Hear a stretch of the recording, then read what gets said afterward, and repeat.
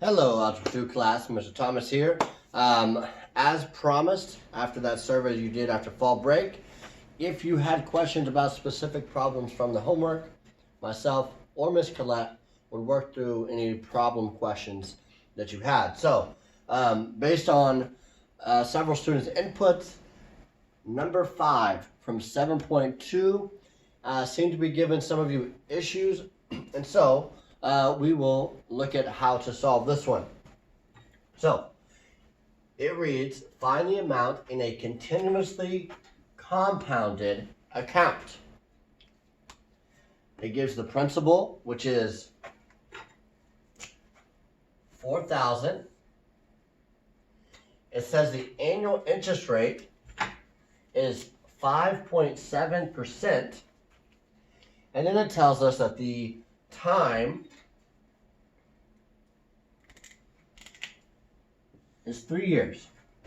So based on this information, we have to figure out how much this account will hold after 3 years.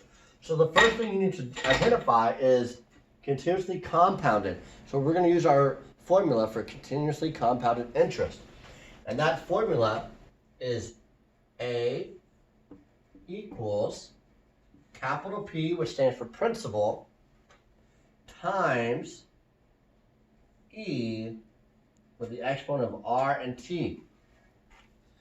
Now, the big A, that's what we're looking to figure out. All these other things, we are going to substitute a specific number in.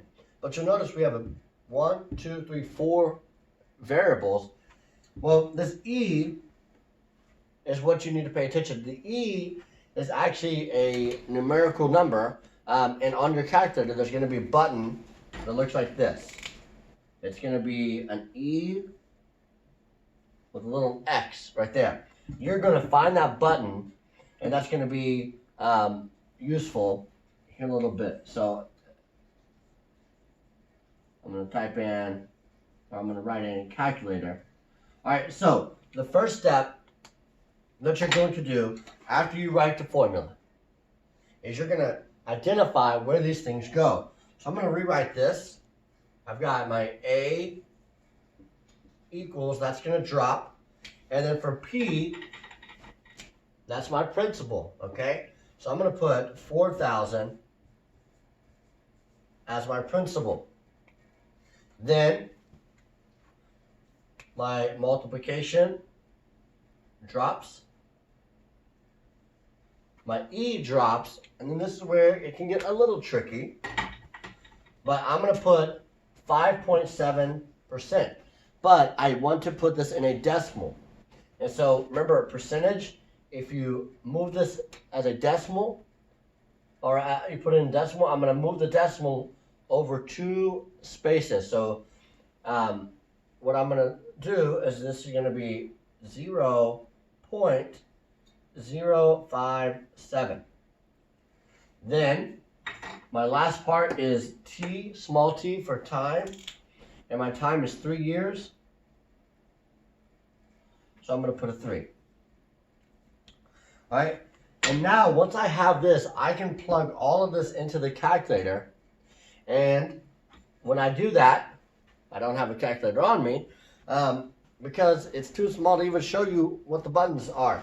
But you're just going to type in 4,000 times, hit that E to the X, E, and then type in 0.057 times 3, or if you just wanted to put in the E and then type in 3.057, you're going to come up with something. Now, I don't know if this is the actual number because I don't have my calculator in front of me, but let's say I end up getting A equals 4,672.4378. All right. What it's going to want you to do on Math Excel is round to the nearest cent. All right. And so I would look right here at the 3 and the 7. I say, okay, this 3 is actually going to round up to a 4. And so my answer is after 3 years, this account that started at $4,000 is now going to have $4,672.44. So, in summary, step 1, write the formula. Step 2, substitute. Step 3, calculator.